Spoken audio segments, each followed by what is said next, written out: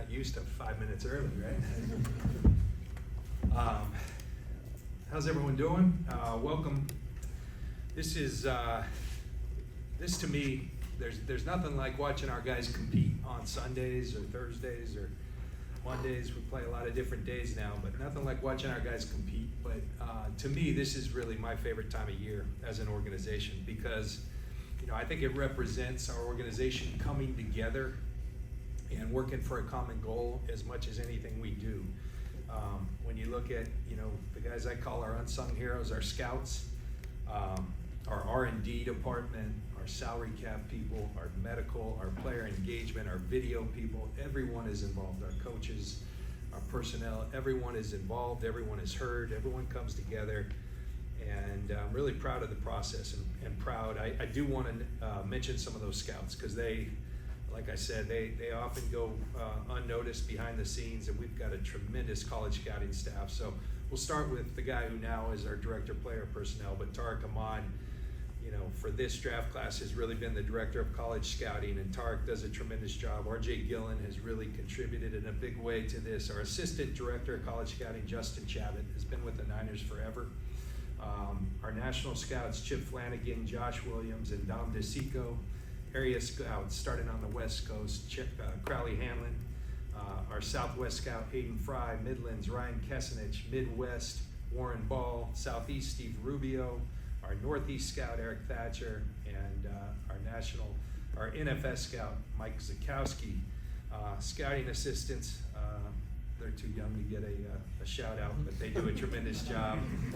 And Jesse Sayamalu, our scouting coordinator. We really have a great group. And our docs, I do want to mention them, Tim McAdams, Nino, Doc Nino. They work tirelessly on this. The reason being, when I used to work at Fox in broadcasting, the Holy Grail was John Madden. And everybody talks about, when you're in broadcasting, all the things you want to get into a broadcast, producing. And Madden used to say, well, what happens if a game breaks out? And that's the same thing as the draft. You've got to be nimble. You've got to be flexible so that you can react to whatever comes your way. And that's why you have to be prepared. And we're extremely prepared and ready. And looking forward to the opportunity. To me, what the draft signifies, it's an opportunity to improve your organization, to infuse youth, to infuse competition, to infuse speed, to infuse toughness, dependability, all the things that we really covet. This is an opportunity to do that. So I can't wait.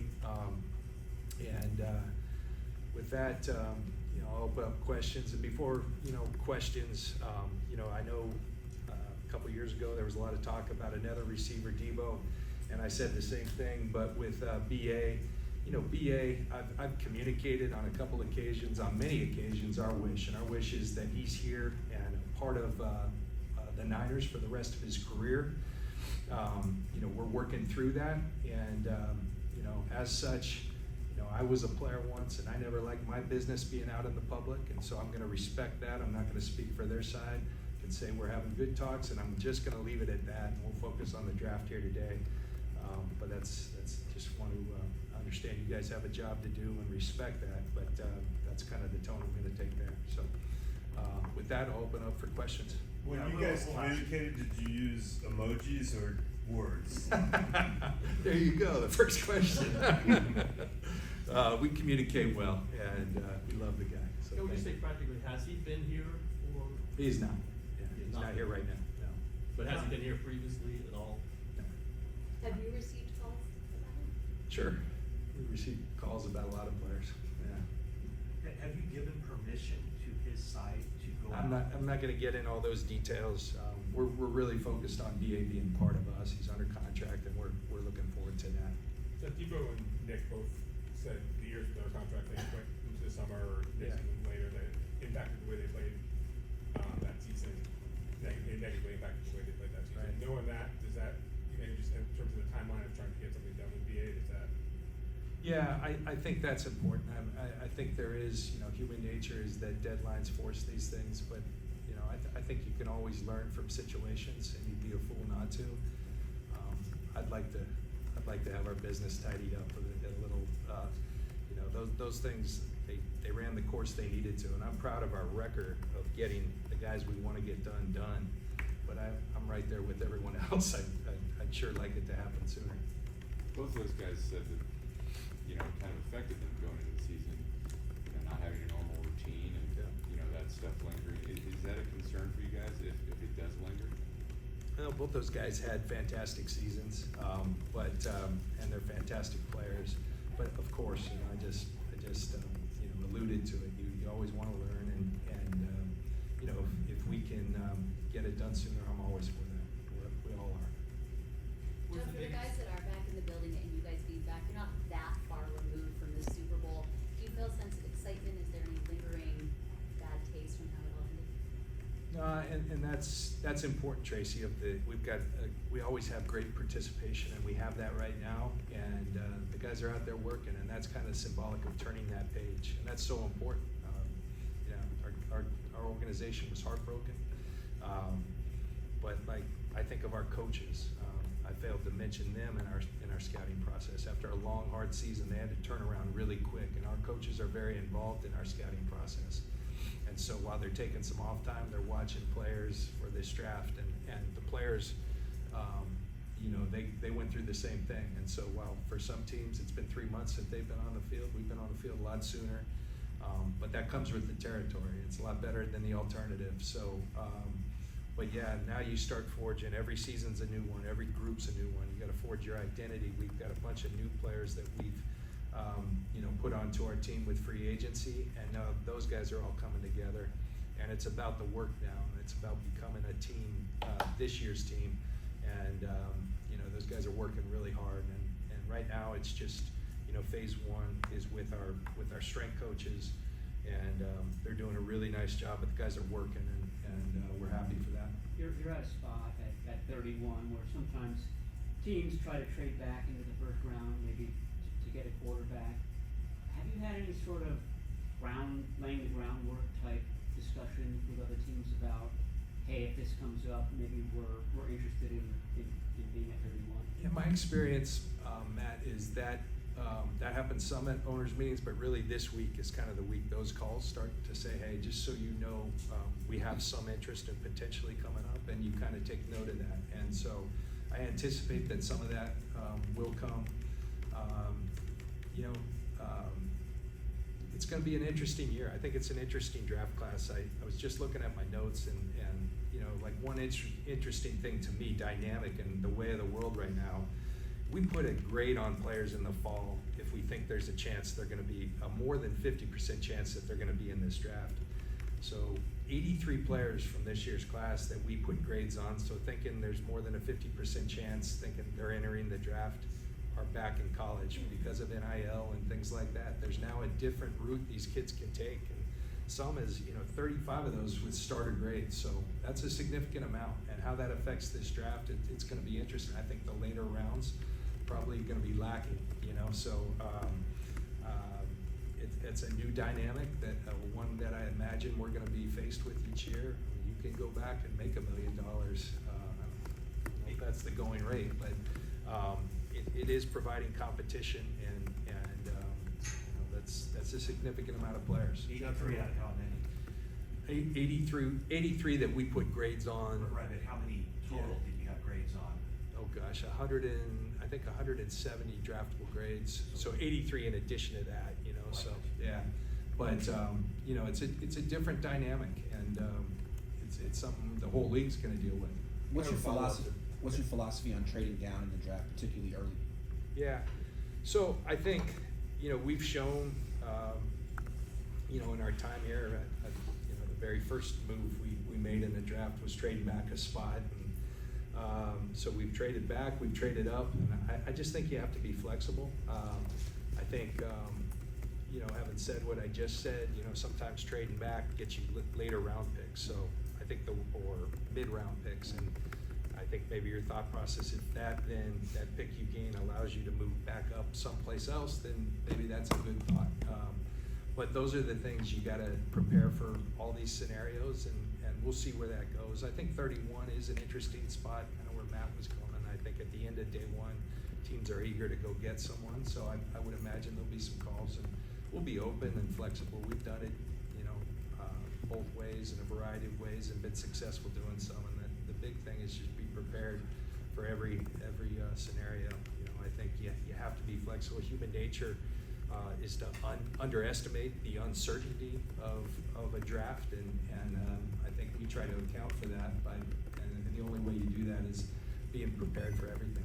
John, Go following ahead, up on that, Dan. yeah, you guys always say you don't have 32 guys with first round grades. Yeah. How many guys do you have with first round grades this year? And does that, the fact that you're unlikely to have 31 of them, make you, is there a sweet spot, I guess, is what I'm asking? Yeah, we're not at 32 this year. We're slightly more than the last couple of years.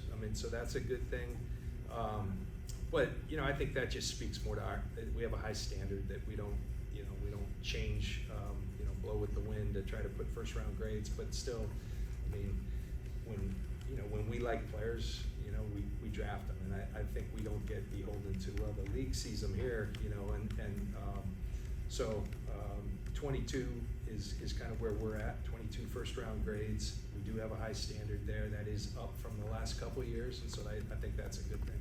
John, where do you guys think? There's a bunch of really good tackles in this draft. I don't know if you share that. It definitely seems these are measurables. Yeah. There's guys there. Part of the question you probably won't want to answer is, given what you have, would you say in a draft that has a lot of good tackles, you're going to want to get one? I think it's good tackles, it's good linemen, and I the interesting thing with those linemen in this draft, we think a lot of them have flexibility to be tackles and or guards, and so that's nice that you take somebody with some versatility, I think, so that's, I think there are some options, and part of the draft is not always for this, you're not always drafting for the immediate, sometimes it's drafting for future needs, and so we have to be cognizant of that. We've got to be smart with that in terms of how we allocate our resources. We have 10 picks. You start asking yourself how many of those can make our team, and how do we want to approach that? And that's part of what makes this whole thing so fun and enjoyable. I do think a strength of this draft to me, a lot of premium positions are strong, and so that's exciting. John, is there, every draft's different. What would you say is the deepest position in this year's draft? And also, you guys all have a few gold helmet designations. How many do you have this year without obviously naming them? Yeah, I believe when we, this weekend, we kind of went through those again. I believe we were about 16 gold helmets. And we like keeping that standard high. You always want to give more because our hit rate with those guys. But then you start, let's stick to our standards, because the reason our hit rate's high is because it is such a high standard. So we're at about 16 gold helmets, and we do well with those guys because it takes into account everything we believe in, and that's talent, that's spirit, and playing like a 49er, it's that's always a fun part of the process. Guys lobbying for a guy to be a gold helmet and say, no, he's not making the standard, and we've got to hold true to that. John, how's your approach? You drafted Brandon Aiyuk in 2020. It was the pandemic draft. Can you compare that war room, those memories, to just a normal war room? Oh gosh, that was so strange. Like it was for everybody, but first of all, thinking no way we were going to be able to pull this off as a league, doing this remotely. And what happens if I have terrible internet where here we are in the heart of Silicon Valley, and I drop phone calls left and right, and so I'm sure a lot of people have experienced that. How are we going to put on a draft? But the league pulled it off. We were able to pull it off. Our video guys, our tech, our IT people did a tremendous job.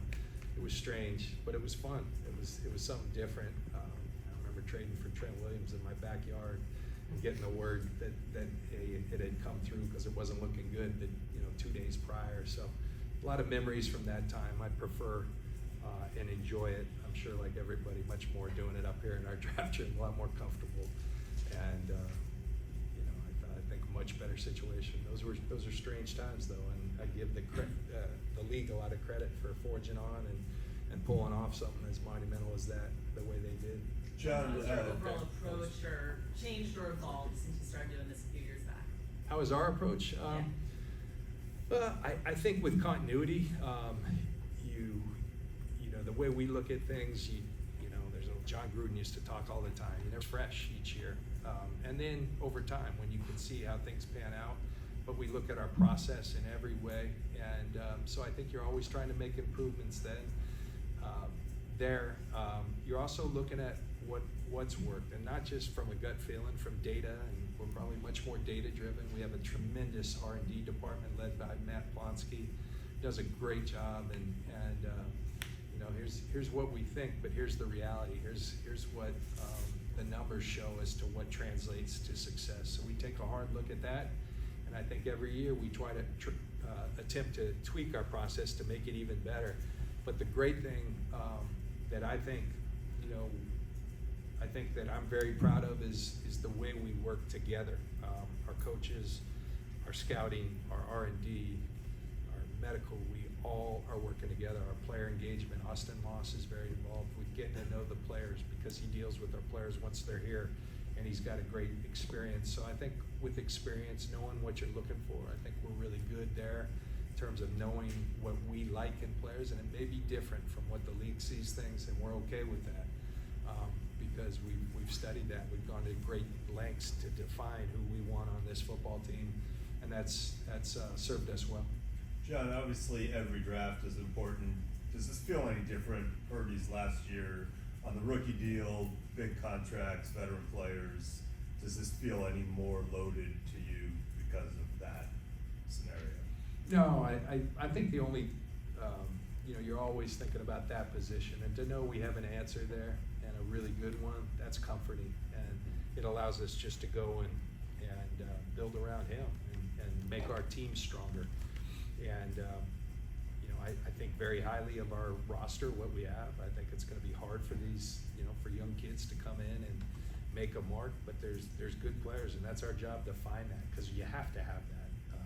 As many of our players as we've paid, you have to rely on rookie contracts, and so we need to infuse all those things that I said earlier, and we need some players to come out of this draft, because they're going to be playing next year and into the future, and that opportunity's there. After all, your first round pick since 2021.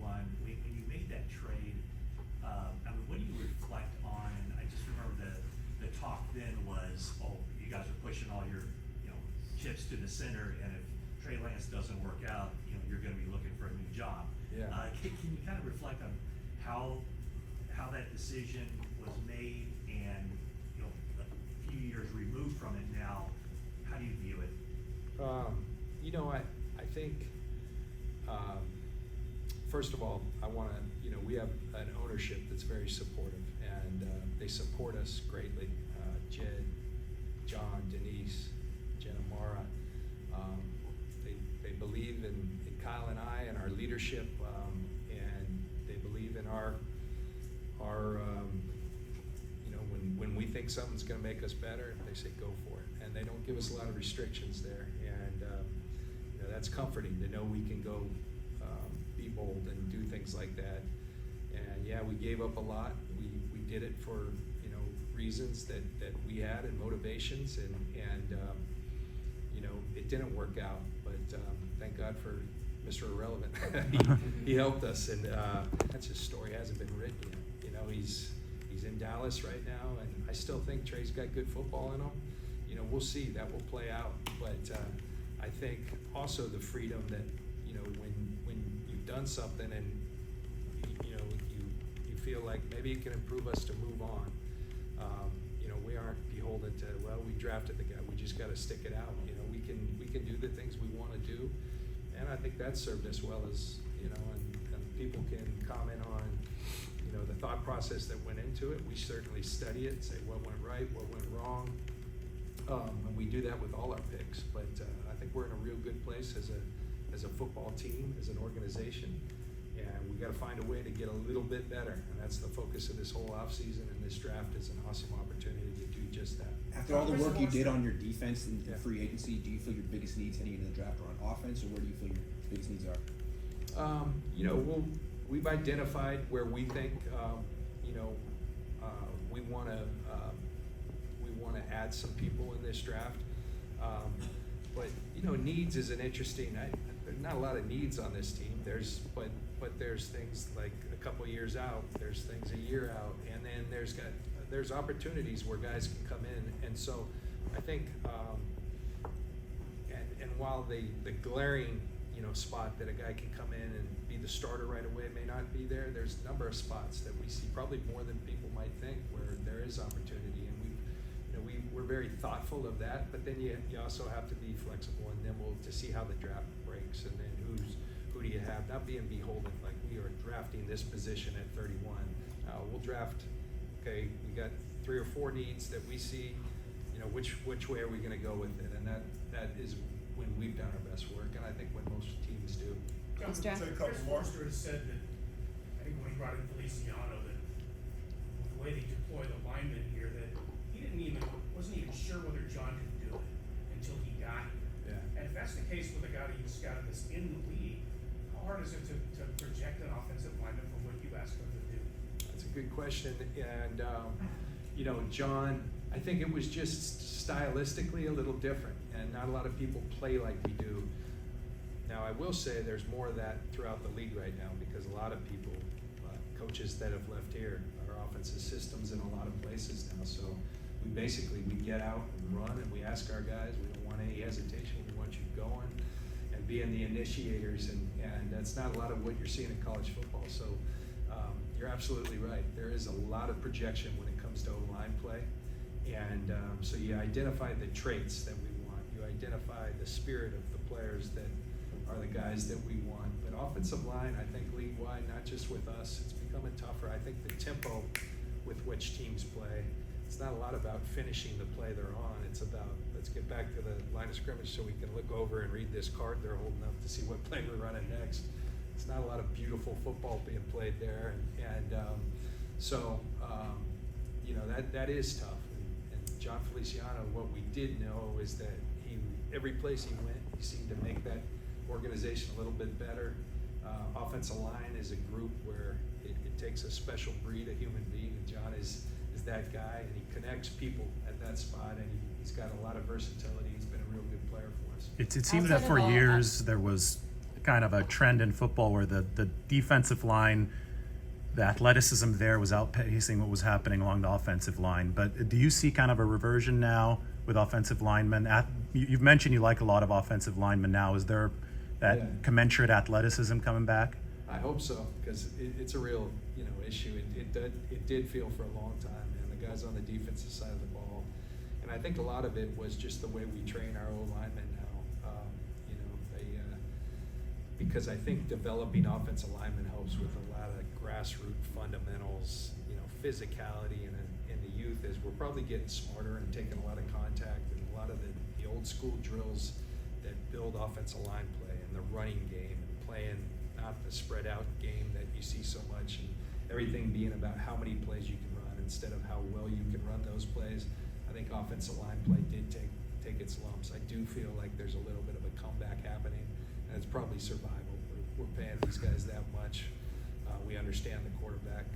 This isn't sustainable, and I think you always follow the money too. And offensive linemen are getting paid pretty well, and kids kind of gravitate towards the position where that happens. And maybe we're getting some basketball players starting to do that, and a bunch of different vehicles. But I hope that's the case, because it did feel for a while like we're not going to be able to do this.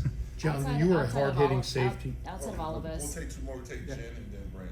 Outside of all of us feeling very old with all the legacy guys coming out, what is your thought on guys like Jerry Rice's son and Ed McCaffrey's son coming out? And there's quite a few.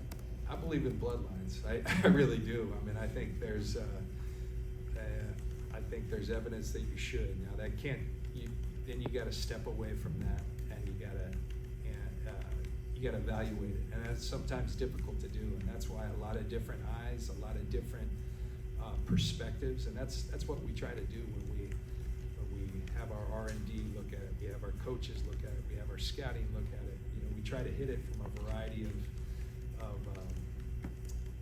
measuring points and inflection points as to how you grade these guys, because you don't want to do it just off that. That wouldn't be smart. But these guys, yeah, there's some inherent pressure on who their dad is, but there's also some good genes, and you know, and I think that matters. And so it's exciting that you have all these great. I mean, we're talking Hall of Fame players, great players, and, you know, brothers of players, and it's really fun. T.O. was out here at the local pro day, and his son Tariq, you know, performed really well, and that was pretty cool. I saw him running at me, and I played against T.O. a lot, and there was something in that stride that was very familiar. You know, it was something about the gait, and it's crazy how those things translate. You know, is that just gene pool? Is that modeling that they watch their dad run? You know, it's interesting to me, and but it's a fun element to this year's draft that I think it's going to be interesting to watch to see how it unfolds. The last one, Branch over here. I'm way over here, John, so I don't get What's up, Bear? I have not been able to hear everything. Okay. Obviously, you welcomed Aiyuk contract questions, so I was gonna ask you. Wrong. Is there any chance he is not on this roster Friday? I wouldn't anticipate that. Yeah. John, you were a big hitter as a player, and I'm just kind of wondering, safety's evolved. When you're watching film, are you looking for the guy that detonates and blows people up like you were, or is the game now changed where you're looking for coverage guys all back there? Yeah, I might be in jail if with today's rules. So like you have to change, but I always believe, you know, people say oftentimes like you couldn't play in today's. Well, that goes for a lot of players, and I think players that are good players, they adjust to the rules. That's how we played then. So is physicality still part of that? Absolutely. And you know, kind of in who we are as a team, we're a physical team, and so you stand out like a sore thumb when you're not physical and you don't play physical. And so I think there has to be, now there's a proper way and a proper technique that guys have gotten a lot better. Now you're seeing this hip drop. I don't know if that's physical. I think it's actually because they've taken so many different elements. If you can't hit them from the front, people are going to come up with different ways. They started selling and teaching rugby style technique. Well, a lot of that rugby style technique that the league was trumpeting has led to this technique called the hip drop. That is, it's a real thing. It's happening, and so you know I understand it. There are some players that play extremely physically and are big players, and it's been a challenge for them in today's football. So you have to factor that in, but I think the best players find ways to play within the rules and still make their presence known on that field, and that's part of being a good player. Yeah. All right. So thank you.